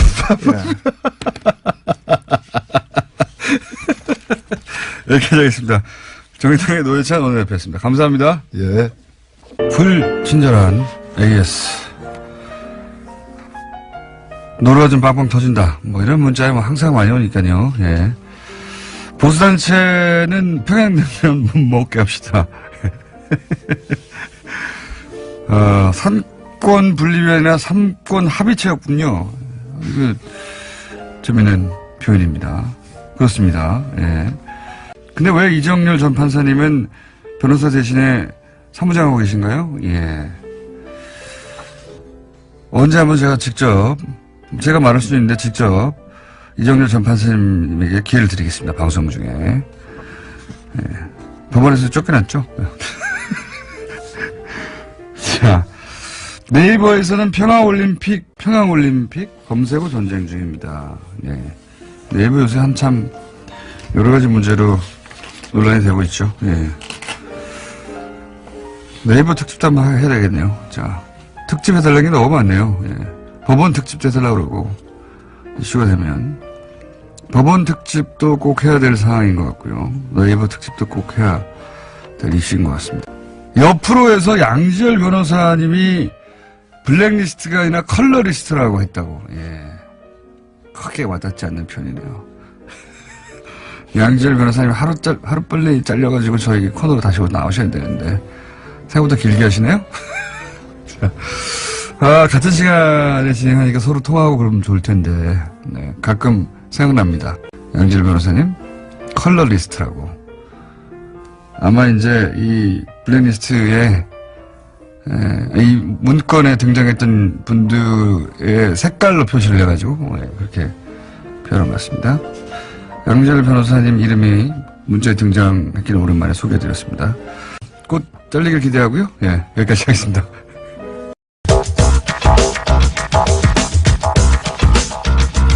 자, 정통 과학 시간이라고 표현하고 싶지만 한 번도 그런 적이 없었기 때문에. 자, 원종우 씨 나오셨습니다. 네, 안녕하세요. 문자 중에 이런 게 있어요.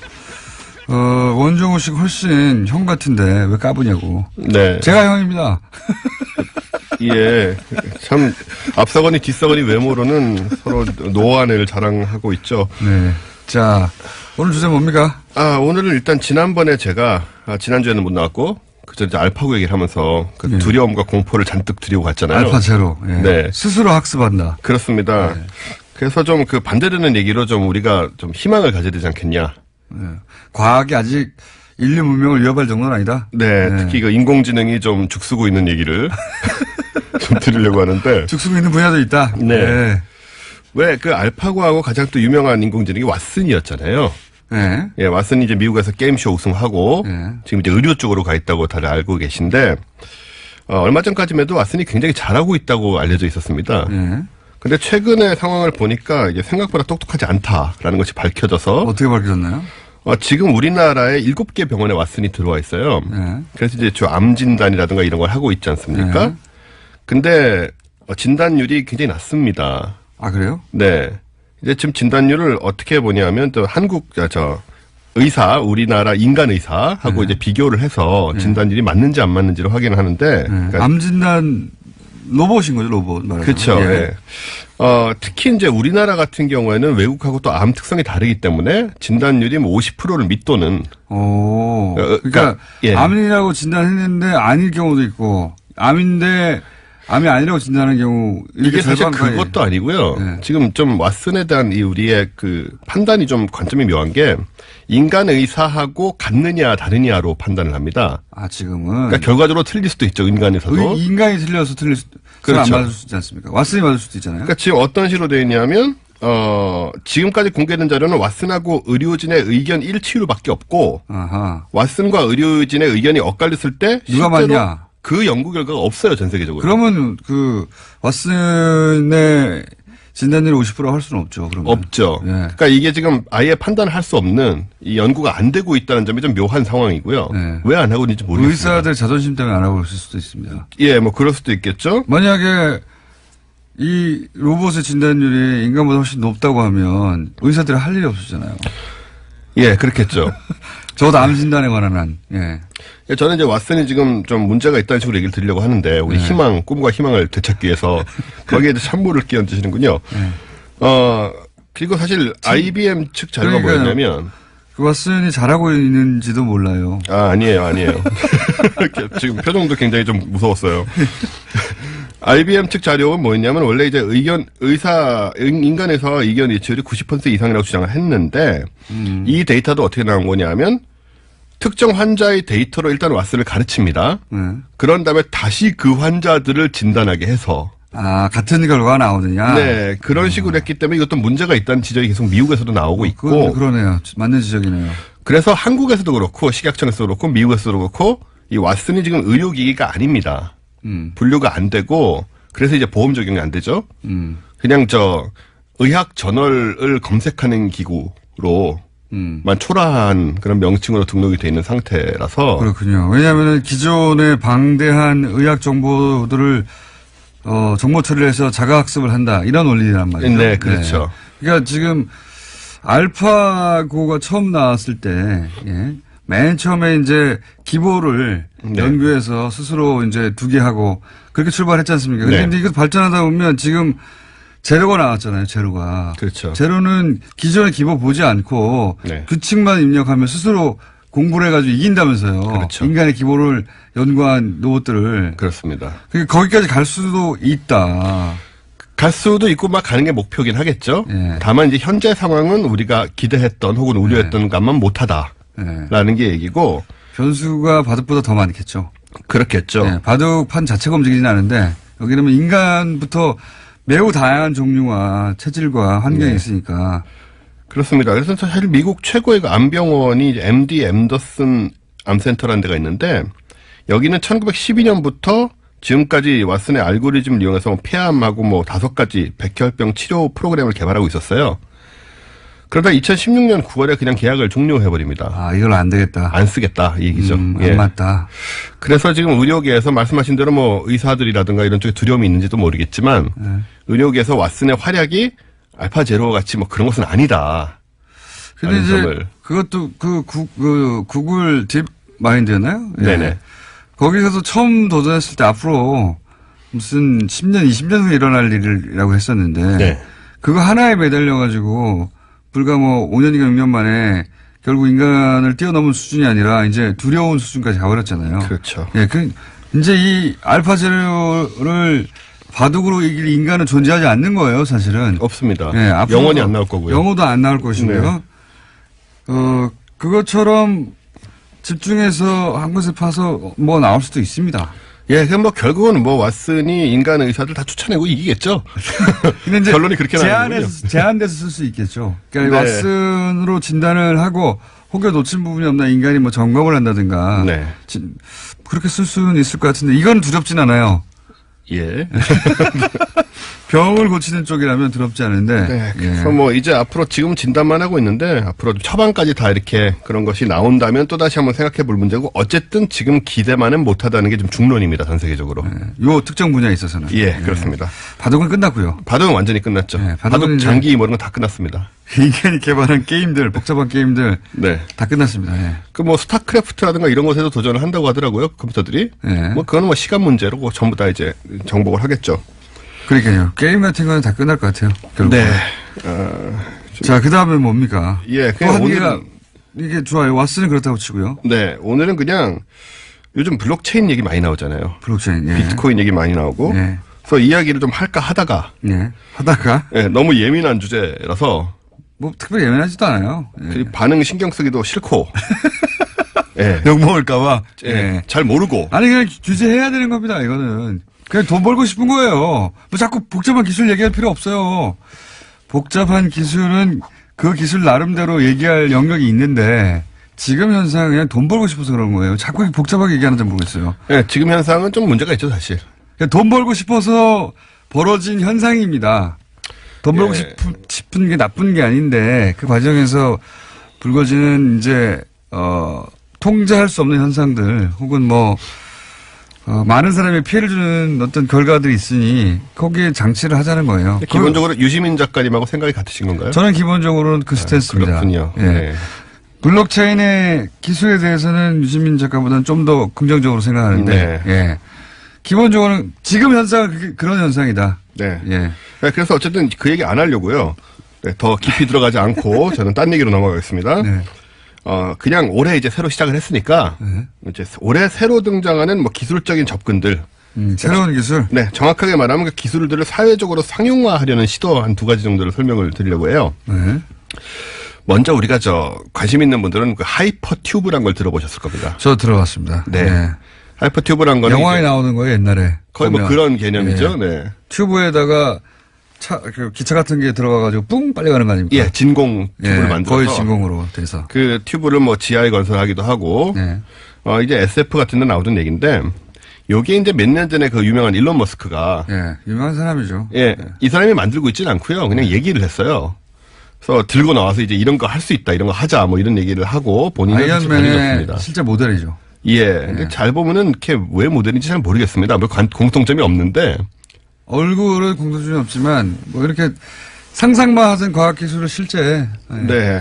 과감하게 뭐 실현에 옮긴다 뭐 이런 의미겠죠. 예, 저 전에 한번 비교를 해본 적이 있는데 좀 개인적인 공통점은 참 없더라. 개인적인 또. 예, 뭐 부모가 부자도 아니고 무엇보다도 아이언맨이 아닙니다.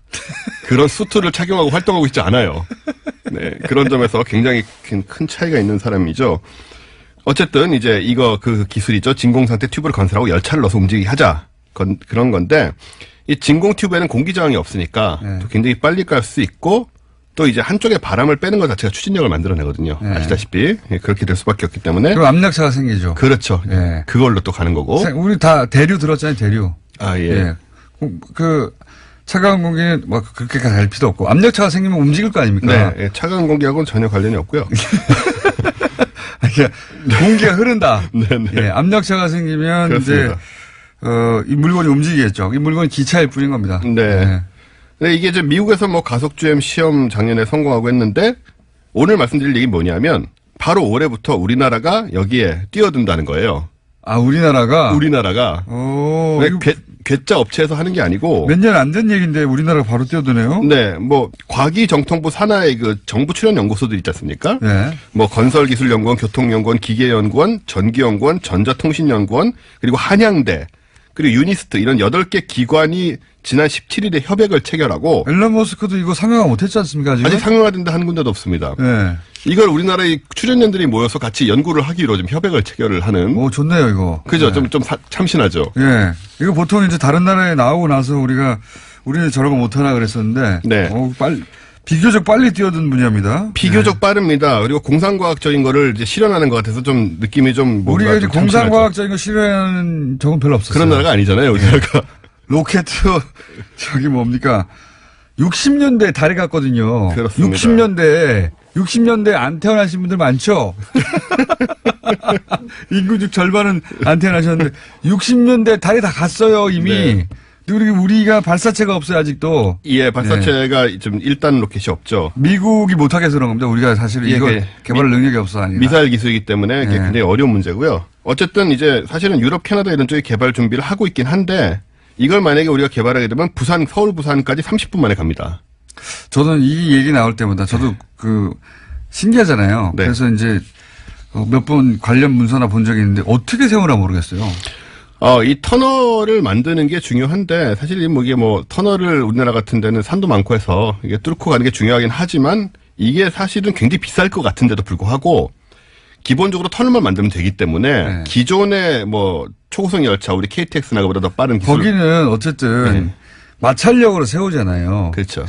레일에 브레이크를 걸어서 마찰력으로 무게도 있고. 네. 여기는 공기 저항이 전혀 없지 않습니까? 네.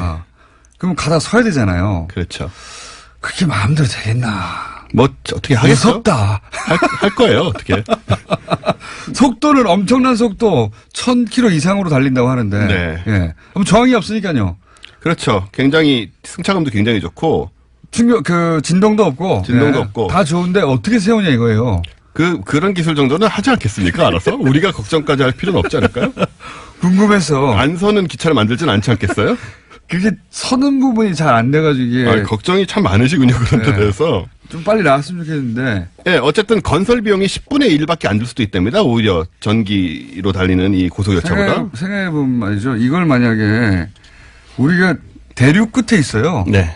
이게 만약에 계속 발전한다면 서울에서 파리까지 쭉 갈 수도 있는 이미 겁니다. 그 얘기가 나오고 있습니다. 네. 그래서 국내에서 이걸 건설해가지고 중국하고 통과해서 유럽까지 있는 이런 얘기 많이 있었잖아요. 슉 날아가는 겁니다. 그러면 진짜. 비행기 이상의 속도로 갈 수가 있는 그러니까요. 유럽까지. 예. 그리고 이제 하늘에 떨어질 생각 걱정도 그런 하지 이런 않아요, 위험도 제가. 없고. 그래서 그걸 목표로 하지만 해서 어떻게 우리나라가- 써주냐. 예.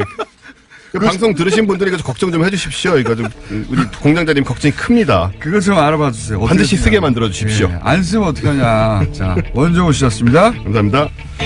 내일 뵙겠습니다. 안녕.